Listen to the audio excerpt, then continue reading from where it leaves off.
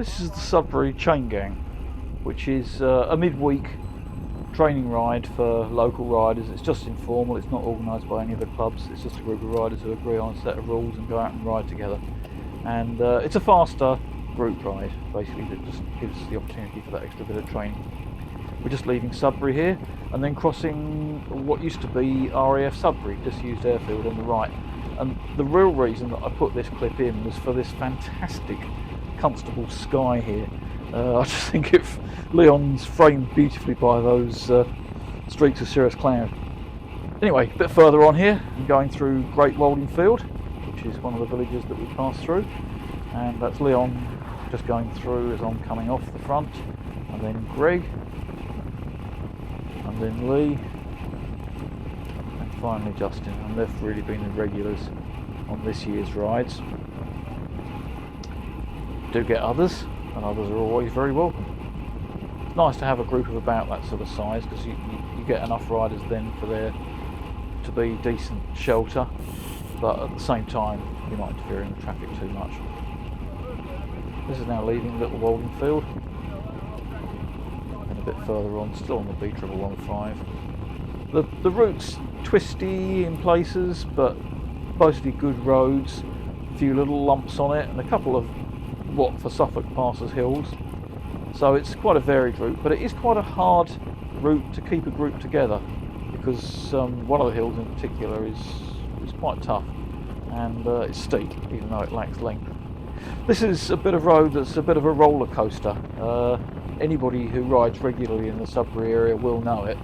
It's a fast bit of road potentially, because you can keep your speed that you get from the descents on the short punchy little climbs, so with a little bit of effort you can hold a good speed along this stretch.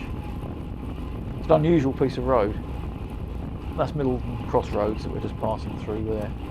The Brent Healy is to our right, the picture's right, Monks Healy ahead, and this is now through Monks Healy, and this is one of those hills just coming over the top of it. This is Clay Hill.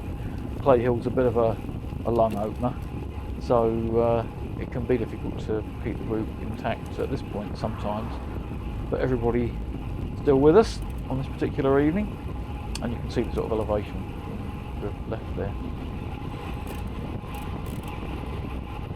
And then there's a flatter stretch of road, and again I'll put this in mainly for that amazing sky, the sun breaking through those clouds. Suffolk does do its skies, that's for sure.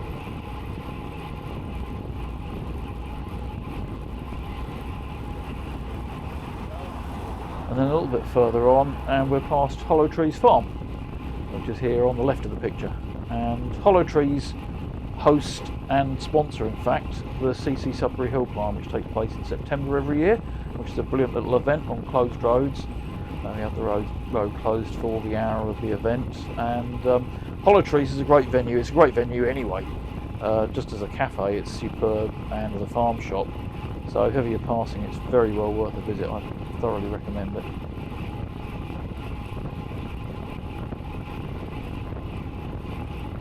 And now we're on a short loop which takes us down Union Hill and then up Watson's Hill. Watson's Hill being the hill that's used for the CC Sudbury Senior Hill Climb. So this is Union Hill, going down it, and Union Hill has some very poorly positioned covers.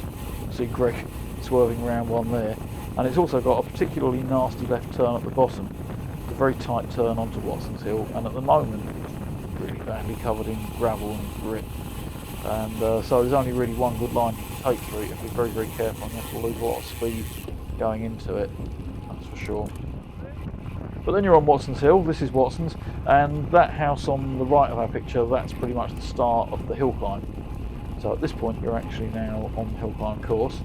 The hill climb course is quite tough. I mean, it only takes, for the top riders, just over 40 seconds, and for, I suppose, for an average rider about a minute. For me, about a minute, that's for sure. But it kind of starts hard, then it's hard in the middle, and then at the top it's hard. It's there's nothing easy in that 40 seconds to a minute that it takes you. It's just tough the whole way, and you can't ease off at any point because the gradient's fairly extreme, and obviously if you lose time on an event of that sort of duration. Oh, obviously you've had it. So it's quite a hard event. You need to be able to generate a lot of power over the space of those 40 seconds to 60 seconds, which is why I can't do it, because I never could do it, but I certainly can't do it now. Over 60, I've now had it. My power has gone. It's the first. Young riders, take note of this. That's the first thing that goes, is your top end power. Everything goes, obviously, but your top end power really, really goes. Anyway, the most I can hold now for a minute is just over 400 watts, maybe something close to 500 if I was really, really, really making a fresh effort, possibly. But to be able to do a decent ride on this, you're looking at well over double that, I would say. So I don't hope. Completely useless. Anyway, this is now on the way back. We lost a couple of riders by this point, and in fact, we lost me as well briefly, because I managed to get dropped going down Clay Hill. Descending, as anybody who watches many of my videos will know, is not a speciality. And even descent to length of Clay Hill, it's got a corner at the bottom. And now I've clawed my way back on, going through Monks Healy, and we're on that roller coaster stretch of road again. So this is again the crossroads that we're at here, and we're running into the last few kilometres now. We've got a headwind. On the evening in question, it was a tailwind going out to the turn, and then coming back using the same roads basically from the top of Watson's Hill onwards. It was a headwind, and so we're sort of grinding our teeth a bit at this section.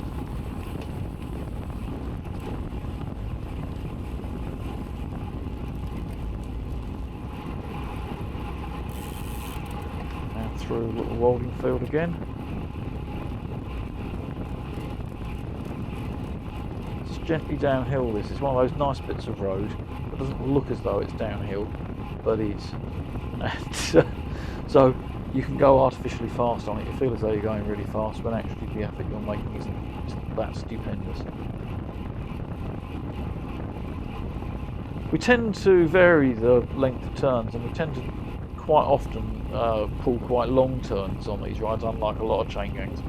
And the reason we do that is because we've got sort of mixed abilities and mixed levels of fitness, and doing that just helps to even it out a little bit.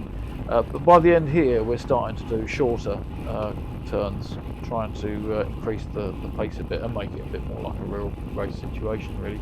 But as anybody who's road raced will know, 3 riders can be the hardest sized group when you've got a small group.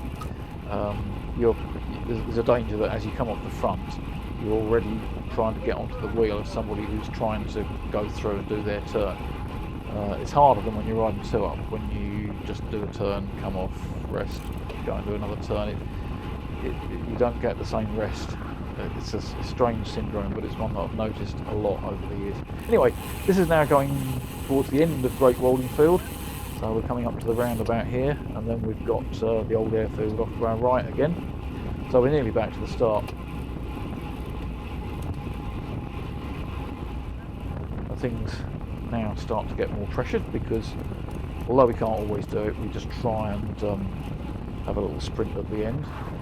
So as I say, we're doing those shorter turns here. So poor old Greg's now got that situation that I was describing, where he's got to try and get onto Leon's wheel.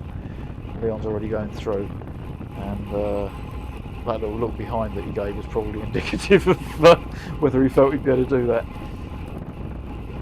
But the sprint's going to open any moment now. I'm just trying to take a breather now before that actually happens. So I'm doing another quick turn, and basically leaving the sprint out. Don't forget, it's into a headwind, so it's quite a long straight, this, into the roundabout, and it's one of those ones that's quite hard to time. It's quite easy to go too early, and Leon's just thinking about his jump now, and the car's gone clear, so that gives us the chance to actually do a sprint, which might not have been possible otherwise. But there goes Leon. But it's a long way from St Mary's Close, that road on the left, into the roundabout, and it was straight into the headwind. So you can see me moving out here as I'm actually going around it, and yeah, so poor Leon, he sat up at the end there, obviously. Anyway, good little ride, nice punchy ride, 37 kilometres an hour average speed, so it was fairly brisk. What you want.